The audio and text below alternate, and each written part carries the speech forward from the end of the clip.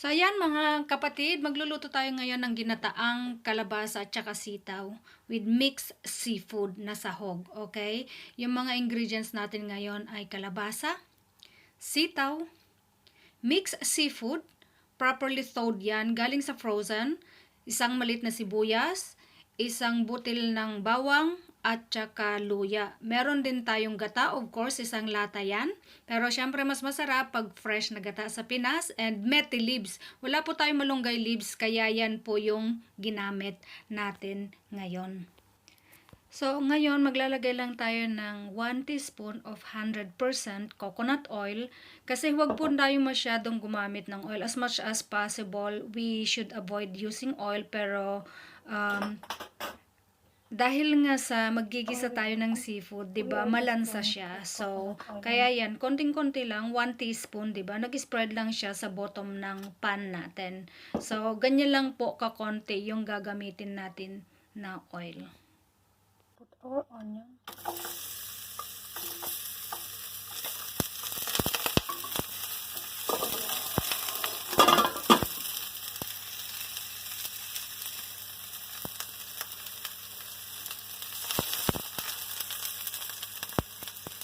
Make sure that we are on medium heat here. So, ganyan lang po. Mag-isa lang po tayo ng sibuyas kasi gagawa tayo ng ginataang kalabasa with sitaw. And seafood po yung ano natin, sahog. Yan, ilalagay na po natin yung ginger.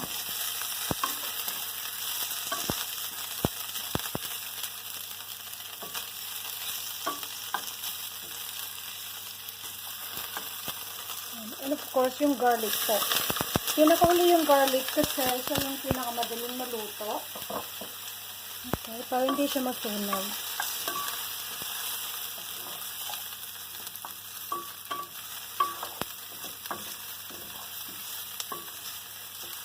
Yan.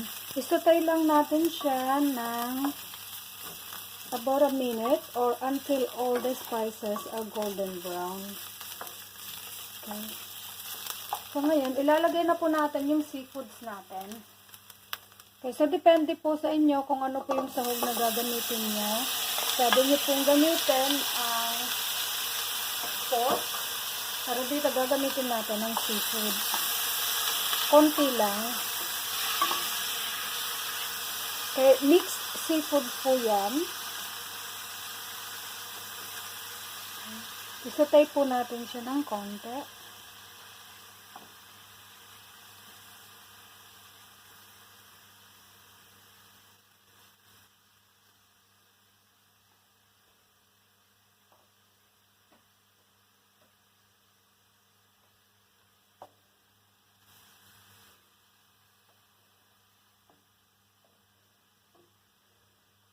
Ayan, sobrang bango niya. Tsaka yung ginamit ko pong ginger dito, yung ginger na ano talaga siya, organic at saka yung strong. So, Filipino ginger, yung maliliit, hindi yung malalaki po. So, nag-infuse yung bango ng sibuyas, bawang at saka luya. Yan po.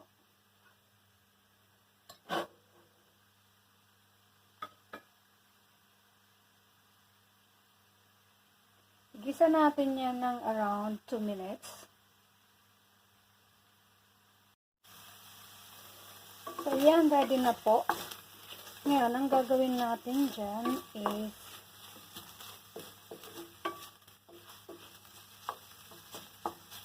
lalagay po natin yung kalabasa.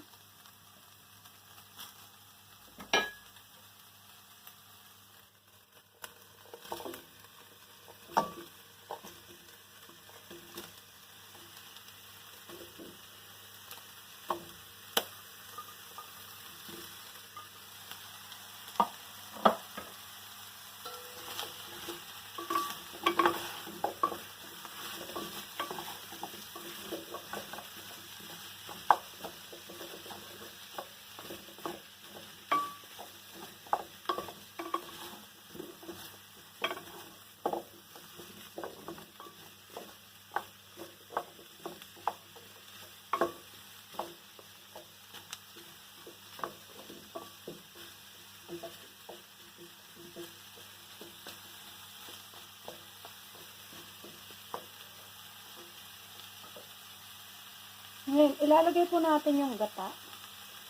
1 tin of gata, isang lata po. Okay?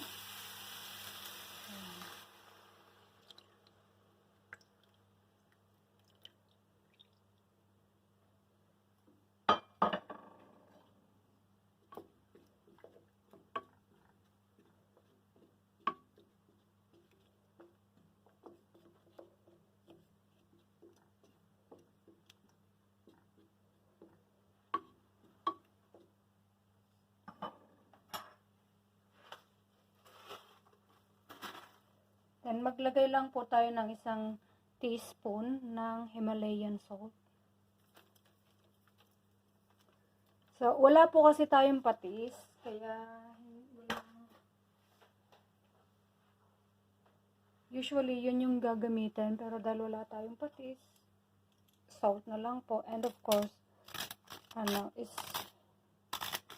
black pepper.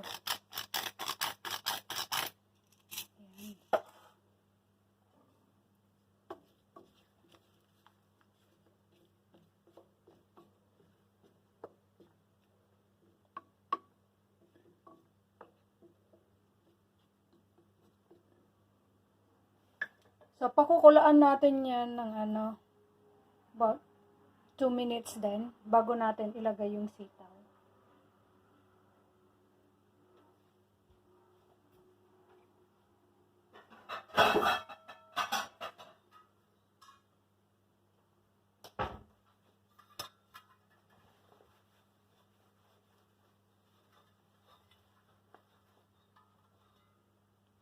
Cover lang natin. Ay, malaki pala yan.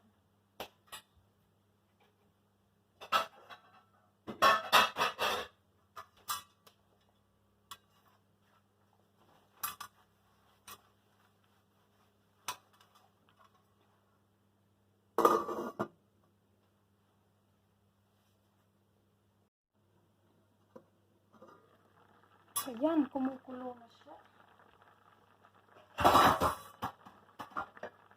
Ngayon, ilagay na natin yung sitaw natin.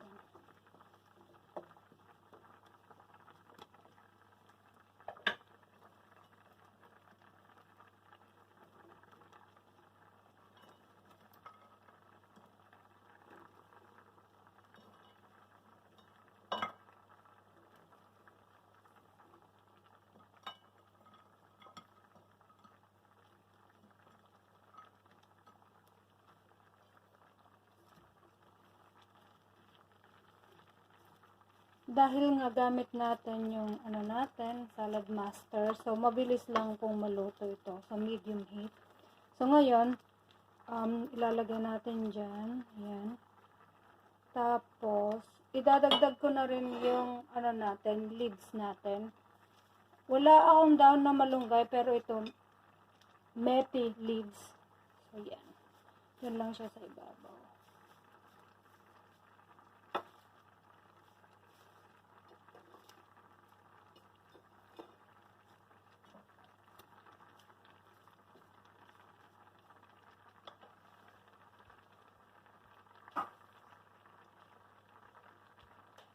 So, i-cover natin uli until na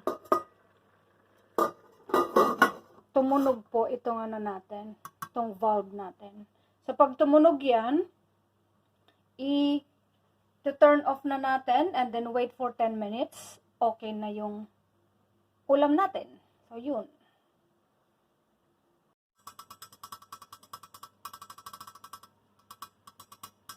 So, guys, ayan na, tumutunog na yung valve. So, ibig sabihin yan, ito-turn off na natin yung pan. And then, we're going to wait for 10 minutes bago natin buksan yan.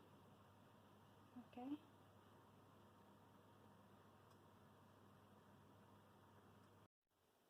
Okay, so that's after 10 minutes. So, we're going to, because it's easy to lift it up. There you go. It's ready.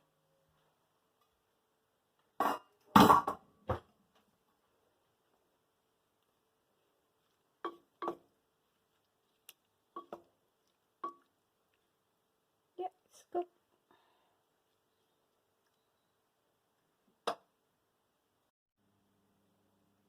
So, yan. Ready na po tayong kumain ngayon. So, ginataang kalabasa with sitaw. And sahog niya seafoods. Mixed seafoods. And rice natin. Na nilagyan ng saffron. And of course, yung dessert po natin mamaya is prutas. Dragon fruit. Yan. Kain na po.